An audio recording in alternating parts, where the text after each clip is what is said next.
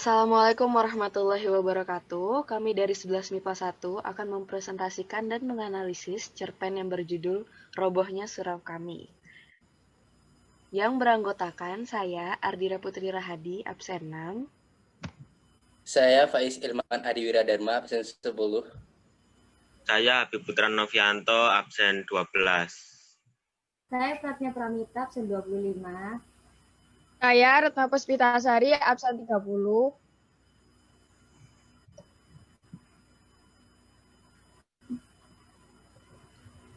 Jadi, unsur dalam cerpen itu terbagi menjadi dua.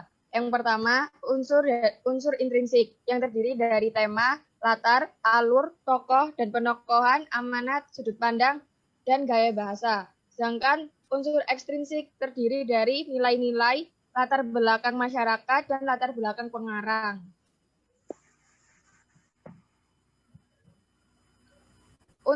Unsur intrinsik. Tema dalam cerpen ini adalah tentang seorang kepala keluarga yang lalai menghidupi keluarganya. Untuk latar, terdapat latar tempat, dekat pasar, surau, kampung.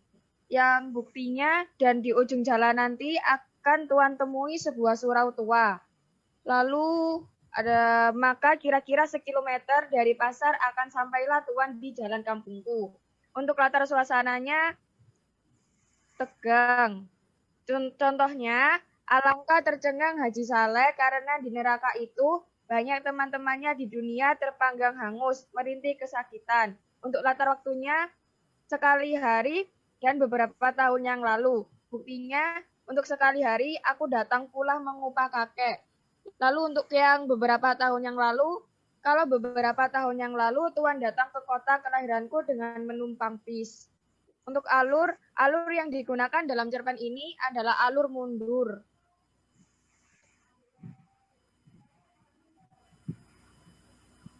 Selanjutnya, tokoh dan penokohan. Tokoh pertama yaitu aku. Aku memiliki watak yang peduli. Dengan bukti kutipan, tidak pernah aku melihat kakek begitu durja dan belum pernah salamku tak disauti olehnya. Lalu serba ingin tahu. Bukti kutipannya yaitu aku ingin tahu. Lalu aku tanya kakek lagi, apa ceritanya kek? Kedua, kakek. Kakek memiliki watak yang taat beribadah, yaitu bukti kutipannya. Dan di pelataran kiri surau itu akan Tuan temui seorang tua yang biasa duduk di sana dengan segala tingkat ketuaannya dan ketaatannya beribadat. Lalu mudah dipengaruhi. Bukti kutipannya yaitu apakah Ajo Sidi telah membuat bualan tentangnya. Yang ketiga, Ajo Sidi. Ajo Sidi mempunyai watak yang suka membual. Bukti kutipannya yaitu maka aku ingat Ajo Sidi si pembual itu. Dan terakhir Haji Saleh. Haji Saleh memiliki watak yang sombong, dibuktikan dengan ketika dilihatnya orang-orang yang masuk neraka bibirnya menyembunyikan senyum ejekan.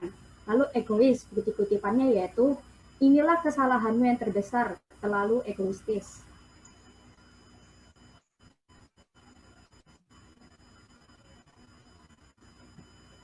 Lalu ada sudut pandang. Sudut pandang di dalam cerpen ini yang digunakan adalah sudut pandang orang pertama, yaitu pengarang menempatkan dirinya sebagai tokoh pertama alias sosok aku. Lalu ada gaya bahasa. Gaya bahasa yang digunakan dalam cerpen terbilang cukup sulit. Hal ini menandakan bahwa pengarang memanfaatkan kata-katanya dengan baik. Lalu yang terakhir ada gaya bahasa majas, yaitu pertama ada majas hiperbola, dibuktikan dengan kitabmu kami hafal juara kepala kami. Dan yang terakhir majas sinisme, dibuktikan dengan dan yang terutama adalah sifat bodoh manusia sekarang yang tak hendak memelihara apa yang tidak dijaga lagi. Kemudian untuk unsur intrinsik dalam cerpen Robohnya Surau Kami terdapat amanat. Amanat pertama adalah jika kita menolong seseorang, baiknya jangan meminta imbalan atau balasan apapun. Untuk amanat kedua, antara kehidupan akhirat dan dunia harus seimbang. Kita harus melakukan ibadah kepada Tuhan, namun kita hendaknya juga berinteraksi dengan kehidupan duniawi.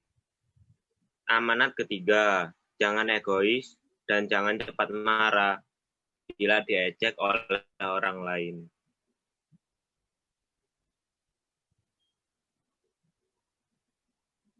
Kemudian untuk unsur ekstrinsiknya terdapat nilai-nilai.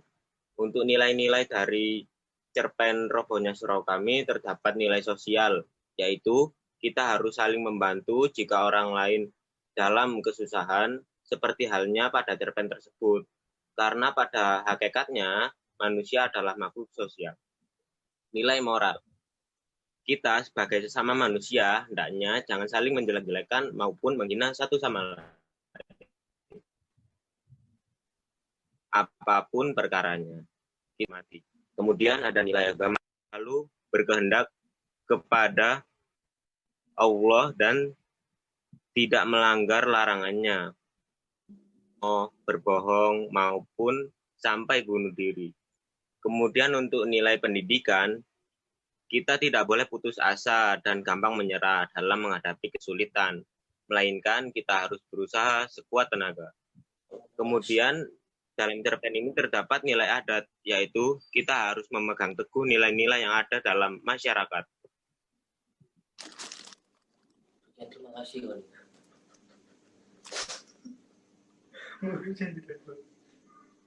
Unsur ekstrinsik, latar belakang masyarakat.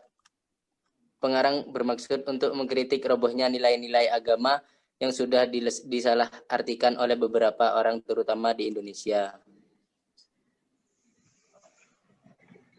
Lanjut.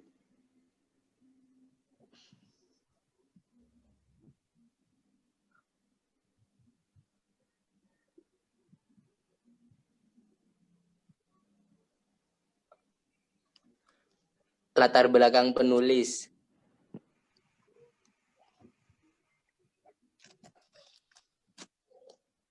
A. Nafis yang nama lengkapnya Ali Akbar Nafis, lahir di Kampung Jawa, Padang Panjang, Sumatera Barat pada 17 November 1924.